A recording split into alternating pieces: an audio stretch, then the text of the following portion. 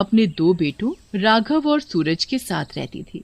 नदी से मछली पकड़कर उसे बाजार में बेचकर ही उनका घर चलता था। एक दिन रमा बहुत बीमार पड़ गई। अब कैसे मछली पकड़ूंगी और कैसे घर चलाऊंगी? पता नहीं कब तक ऐसे खटिया में पड़ी रहूंगी। मुझे नदी पर जाना ही होगा। माँ, तुम उसकी चिंता मत करो, मैं जाऊंगा आज मछली पकड़ने, तुम बस आराम करो। अरे मेरे बच्चे, तुझे मछली पकड़ना कहाँ आता है? तू रहने दे, मुझे ही जाने दे। इतने में वहाँ सूरज भी आ जाता है। आपको कहीं जाने की जरूरत नहीं माँ, राघव अकेला नहीं है, मैं भी उसके साथ जाऊंगा मछली पकड़ने। अब तुम इतना बोल ही रहे हो तो जाओ, पर ध्यान से उतरना नदी में। दोनों भाई हाथ में लकड़ी का टोकरा लिए नदी पर जाने के लिए निकल पड़ते हैं। नदी पर पहुँचते ही दोनों टोकरे से मछली पकड़ना शुरू कर देते हैं। सूरज मछली पकड़ते पकड़ते नदी के बिल्कुल बीचों बीच पहुँच जाता है। तभी अचानक नदी के पानी का बहाव तेज हो जाता है और सूरज डूबने लगता है। बचाओ बचाओ, राघव मुझे बचाओ, मैं डूब रहा हूँ। अरे अरे अरे, कोई बचाओ मेरे भाई को, वो डूब रहा है। अरे कोई तो बचाओ। सूरज को बचाने के लिए कोई भी आगे नहीं बढ़ा। मैं अभी आ रहा हूँ तुम्हारे पास, मैं तुम्हें बचा लूंगा, बस डटकर वहीं खड़े रहना तुम। जितनी देर में राघव सूरज को बचा पाता उतनी देर में सूरज पानी के साथ आगे बह गया। राघव भी उसके पीछे पीछे तैरता हुआ उसके पीछे चले जा रहा था। दोनों बहते बहते काफी दूर निकल गए थे और अचानक दोनों डूब गए। डूबने की वजह से दोनों मर गए। मरते ही दोनों भाई भूत बन जाते हैं।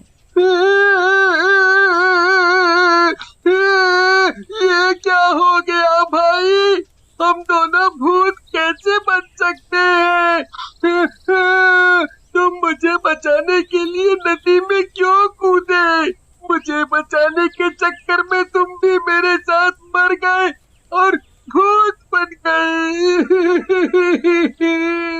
अब हमारी माँ का क्या होगा? उसे हमारे बारे में पता चला तो उस बेचारी पर क्या बीतेगी? हम दोनों मरने के बाद भी एक साथ हैं, इससे अच्छी बात क्या होगी? और बात रही माँ की, वो अपने आप को संभाल लेगी।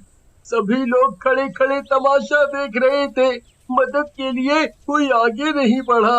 उन सबको मैं इसी पानी में डुबा डुबा कर मार दूंगा। वहाँ गगन भागता हुआ रमा के पास जाता है।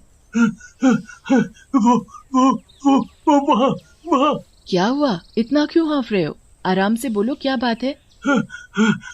रमा बहन, वहाँ नदी में तुम्हारे दोनों बेटे मछली पकड़ते पकड़ते डूब गए और डूबने की वजह से उनकी मौत हो गई। बेटों के मरने की बात सुनकर रमा नदी पर दौड़ती हुई जाती है। वहाँ अपने बेटों को मरा देख बहुत रोती है। रो रो कर उसका बुरा हाल था। मरने के बाद भी रमा ने अपने दोनों बेटों को अपने से अलग नहीं किया।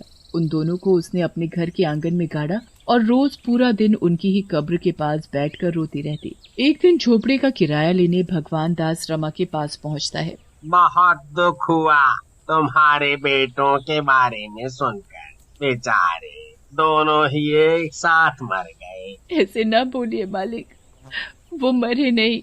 वो देखो, वो दोनों यही है मेरे पास। शायद ये पगला गई है। अच्छा ठीक है, किराया लेने आया था, लाओ जल्दी मेरे झोपड़े का किराया दो। किराया? इस महीने बिल्कुल भी काम नहीं हुआ, ऊपर से मेरे बच्चे मुझे छोड़कर चले गए मालिक। मालिक 1-2 दिन की मोहलत दे दीजिए, बस मैं आपका पूरा किराया चुका दूंगी। ठीक है, मैं कुछ दिन बाद आऊंगा किराया लेने। अगर फिर भी नहीं दिया तो मेरा झोपड़ा खाली कर देना। इतना बोलकर भगवान दास वहाँ से चला जाता है। इस झोपड़े को मैं छोड़कर नहीं जा सकती, क्योंकि यहाँ मेरे बच्चे हैं। क्या करूँ अब? दूर से छुपकर राघव और सूरज सब देख रहे होते हैं। माँ को परेशान देखकर बिल्कुल भी अच्छा नहीं लग रहा।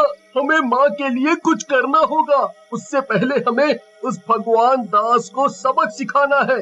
उसकी इतनी हिम्मत कैसे हुई हमारी माँ को धमकाने की? राघव और सूरज वहाँ से सीधा नदी पर जाते हैं और नदी से ढेर सारी मछलियाँ पकड़कर भगवान दास के घर में डाल देते हैं। भगवान दास सोया हुआ था।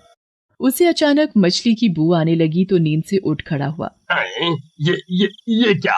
अरे इतनी सारी मछलियां यहाँ किसने डाली? राम राम राम राम, धर्म भ्रष्ट कर दिया मेरा सारा। अरे किसकी इतनी हिम्मत, सामने क्यों नहीं आता? तभी राघव भगवान दास के सामने आकर खड़ा हो जाता है। भूत, अरे भूत!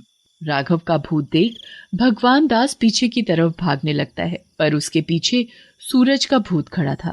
भूत, दो भूत! अरे आगे भी भूत, पीछे भी भूत, मर गया मैं तो। अरे अरे जाने दो मुझे। वो तो मैं ऐसे ही बोल रहा था। कोई बात नहीं, मैं नहा लूंगा, नहाकर सब ठीक हो जाएगा। और क्या? हाँ, आज के बाद तुम उस विधवा औरत को परेशान नहीं करोगे किराए के लिए।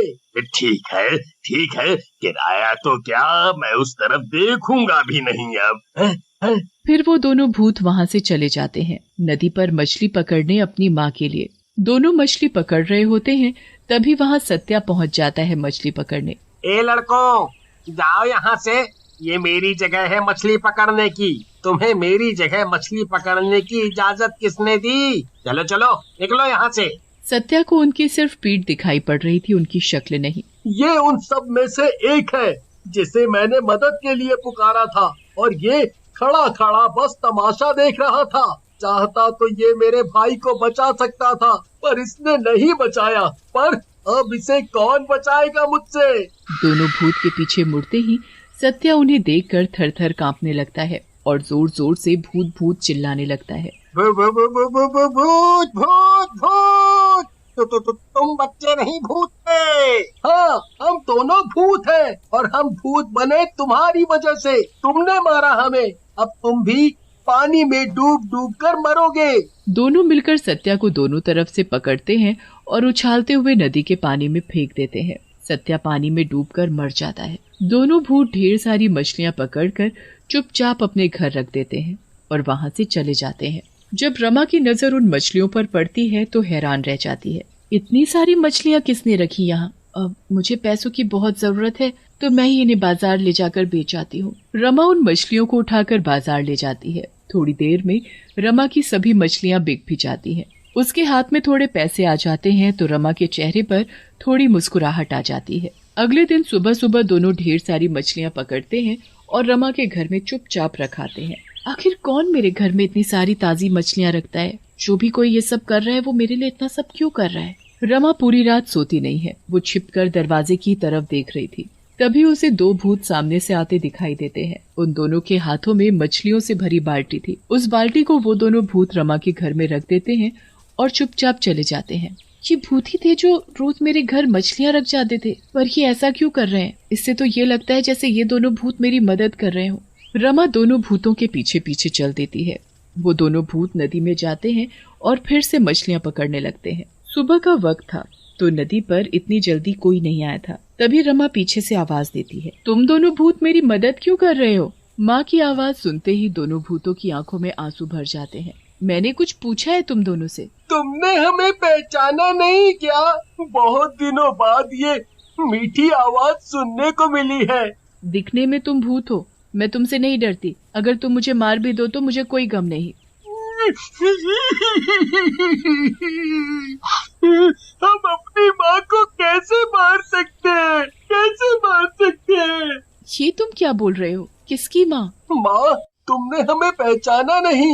मैं राघव हूँ और ये सूरज। हम तुम्हारे बेटे हैं। इस नदी में डूबने की वजह से हम दोनों मर गए और भूत बन गए। रमा दोनों भूतों को तुरंत पहचान गई। ये सब मेरी वजह से हुआ है। अगर मैं उस दिन तुम दोनों को मछली पकड़ने के लिए नदी पर नहीं जाने देती तो आज ये सब नहीं होता। माँ, अभी तो हम तुम्हारे पास ही है ना। अब तुम दोनों मुझे छोड़कर कभी नहीं जाना, हमेशा मेरे साथ ही रहना। उसके बाद से दोनों भूत अपनी अपनी कब्र में समा जाते हैं। जब भी रमा उन्हें पुकारती तो वो दोनों अपनी माँ से